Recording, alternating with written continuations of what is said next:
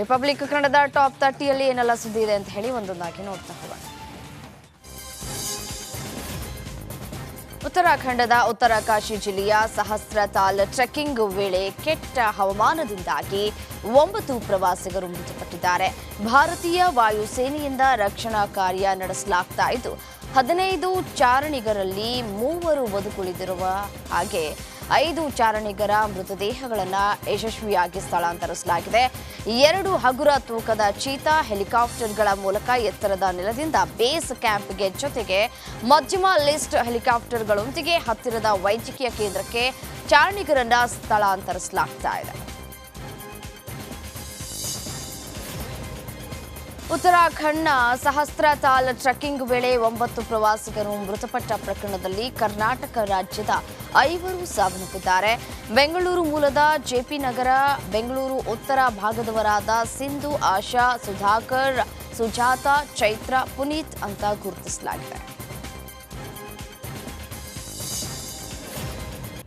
ಹವಾಮಾನ ವೈಪರೀತ್ಯದಿಂದಾಗಿ ಚಾರಣಕ್ಕೆ ತೆರಳಿದಂತಹ ರಾಜ್ಯದ 5 ಚಾರಣಿಗರು ಮೃತಪಟ್ಟ ಸುದ್ದಿ ತಿಳಿದು ನೋವಾಯಿತು. ಮೃತರ ಆತ್ಮಕ್ಕೆ ಶಾಂತಿ ಸಿಗಲಿ ಅಂತ ಪ್ರಾರ್ಥಿಸುತ್ತೇನೆ ಎಂದು ಸಿಎಂ ಸಿದ್ದರಾಮಯ್ಯ ಎಕ್ಸ್ ಖಾತೆಯಲ್ಲಿ ಸಂತಾಪವನ್ನು ಸೂಚಿಸಿದ್ದಾರೆ.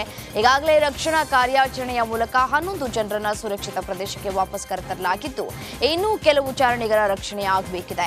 ಪ್ರತಿಕೂಲ ಹವಾಮಾನವು ರಕ್ಷಣಾ ಕಾರ್ಯಕ್ಕೆ ತೀವ್ರ ಅಡಚಣೆಯನ್ನ ಉಂಟು ಮಾಡ್ತಾ ಇದೆ. ಎಲ್ಲರನ್ನ ಸುರಕ್ಷಿತವಾಗಿ ಕರೆತರುವುದಕ್ಕೆ ನಮ್ಮ ಸರ್ಕಾರ ಶಕ್ತಿ ಮೀರಿ ಪ್ರಯತ್ನವನ್ನ ಮಾಡ್ತಾ ಇದೆ ಅಂತ ಸಿಎಂ ಸಿದ್ದರಾಮಯ್ಯ ತಿಳಿಸಿದ್ದಾರೆ. ಚಾರಣಿಗರ ಸುರಕ್ಷಿತ ರಕ್ಷಣೆ ಮತ್ತು ಮೃತದೇಹಗಳನ್ನು ರಾಜ್ಯಕ್ಕೆ ತುರ್ತಾಗಿ ತರುವುದಕ್ಕೆ ಅಗತ್ಯ ಕ್ರಮಕ್ಕೆ ಸಿಎಂ ಸಿದ್ದರಾಮಯ್ಯ ಸೂಚನೆ ಕೊಟ್ಟಿದ್ದಾರೆ. ಡೆಹ್ರಾಡೂನ್ನಲ್ಲಿರುವ ಕಂದಾಯ ಸಚಿವ ಕೃಷ್ಣ ಬೈರೇಗೌಡ ಜೊತೆ ಸಿಎಂ ಸಿದ್ದರಾಮಯ್ಯ ದೂರವಾಣಿ ಮೂಲಕ ಚರ್ಚೆಯನ್ನು ನಡೆಸಿದ್ದಾರೆ. ಹಾಗೆ ರಕ್ಷಿಸಲ್ಪಟ್ಟ ಚಾರಣಿಗರ ಜೊತೆಯೂ ಸಿಎಂ ಮಾತನಾಡಿ ಧೈರ್ಯ ತುಂಬುವ ಕೆಲಸವನ್ನ ಮಾಡಿದ್ದಾರೆ. ರಾಜ್ಯಾದ್ಯಂತ ಮಳೆ ಅಬ್ಬರ ಜೋರಾಗಿದೆ. ಹಲವೆಡೆ ಮಳೆರಾಯ ಅವಾಂತರವನ್ನೇ ಸೃಷ್ಟಿ ಮಾಡಿದ್ದಾನೆ. ಕೊಟ್ಟೂರಲ್ಲಿ ಧಾರಾಕಾರವಾಗಿ ಸುರಿದ ಮಳೆಗೆ ಸವಾರರು ಪರದಾಡುವಂತಾಗಿದೆ. ರಾಜ್ಯದ ಹಲವೆಡೆ ಗುಡುಗು ಸಹಿತ ಮಳೆಯಾಗಿದ್ದು ಜನಜೀವನ ಅಸ್ತವ್ಯಸ್ತವಾಗಿದೆ. ಬೆಂಗಳೂರಿನಲ್ಲಿ ಮಳೆರಾಯ ಮತ್ತೆ ಅಬ್ಬರಿಸಿ ಬೊಬ್ಬಿರಿದಿದ್ದಾನೆ. ಮಾಗಡಿ ರಸ್ತೆ, ಹೇರೋಹಳ್ಳಿಯಲ್ಲಿ ಮಳೆಯಾಗಿದ್ದು Majestic, town hall, K R market, Lalbagh, Jayanagar, Vijayanagar corporation ಸೇರಿ ನಗರದ ಬಹುತೇಕ ಕಡೆ ಮಳೆಯಾಗಿದೆ. ಹೀಗಾಗಿ ಹವಾಮಾನ ಇಲಾಖೆ ಅಲರ್ಟ್ ಆಗಿ ಇರುವಂತೆ ಸೂಚನೆಯನ್ನು ನೀಡಿದೆ.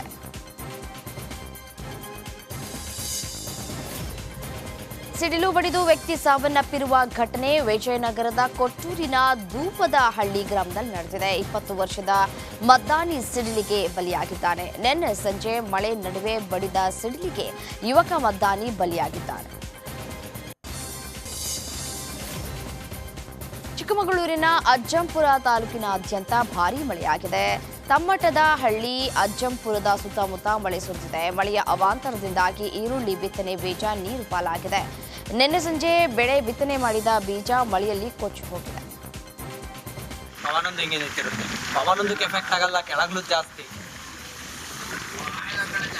ಪವನ ಮತ್ತೆ ನಿಂದು ಇಲ್ಲ ಕಣ, ನಿಂದು ಇಲ್ಲ ಪವನಂದೇನೋ ಇಲ್ಲಿದೆಯಾ ಯಾಕೇಶ?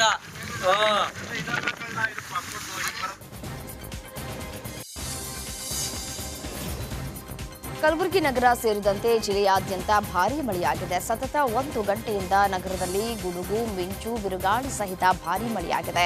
ಇದರಿಂದ ಜನಜೀವನ ಸಂಪೂರ್ಣ ಅಸ್ತವ್ಯಸ್ತಗೊಂಡು ವಾಹನ ಸವಾರರು ಪರದಾಟವನ್ನು ನಡೆಸುವಂತಾಗಿತ್ತು. ಇನ್ನು ಗ್ರಾಮೀಣ ಪ್ರದೇಶಗಳಲ್ಲೂ ಸಹ ಮಳೆಯಾಗಿದ್ದು ರೈತರ ಮೊಗದಲ್ಲಿ ಮಂದಹಾಸ ಮೂಡಿದೆ.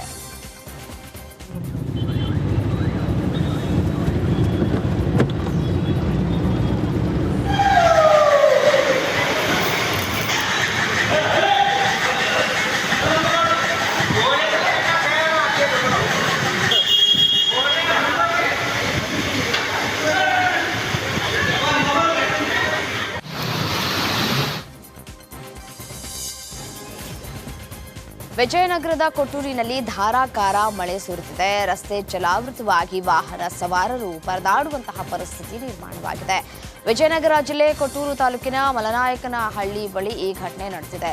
ಇನ್ನು ಕೊಟ್ಟೂರು ಹಾಗೂ ಕೂಡ್ಲಿಗಿ ಸಂಪರ್ಕದ ರಸ್ತೆ ಹಳ್ಳದ ನೀರಿನಿಂದ ಜಲಾವೃತವಾಗಿದೆ. ಹೀಗಾಗಿ ಕೂಡ್ಲಿಗಿ ಕೊಟ್ಟೂರು ಸಂಪರ್ಕ ಕಡಿತಗೊಂಡು ವಾಹನ ಸವಾರರು, ವಿದ್ಯಾರ್ಥಿಗಳು ಪರದಾಟವನ್ನು ನಡೆಸಿದ್ದಾರೆ.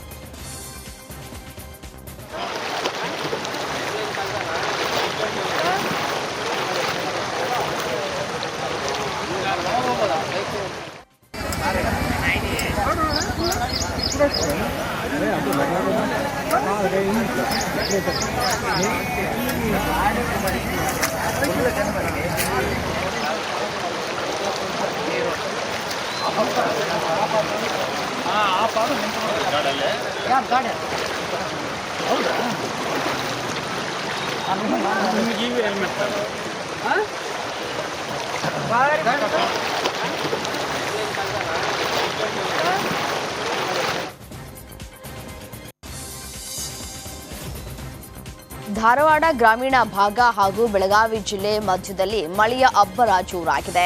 ಕಬ್ಬೇನೂರ ಕಲ್ಲೆ ಗ್ರಾಮದ ಮಧ್ಯದ ಹಳ್ಳಕ್ಕೆ ಅಪಾರ ನೀರು ಬಂದಿದೆ. ಹೆಚ್ಚಿನ ನೀರು ಬಂದ ಪರಿಣಾಮ ಜಮೀನಿಗೆ ಹೋಗಿದ್ದ ರೈತರು ಪರದಾಟವನ್ನು ನಡೆಸುವಂತಾಗಿದೆ. ಬೆಳಗಾವಿ ಜಿಲ್ಲೆಯ ಕಿತ್ತೂರ ಭಾಗದಲ್ಲಿ ಸುರಿದ ಮಳೆಗೆ ಕಳ್ಳಿ ಹಳ್ಳದ ಸೇತುವೆ ಮೇಲೆ ಅಪಾರ ಪ್ರಮಾಣದ ನೀರು ತುಂಬಿದೆ.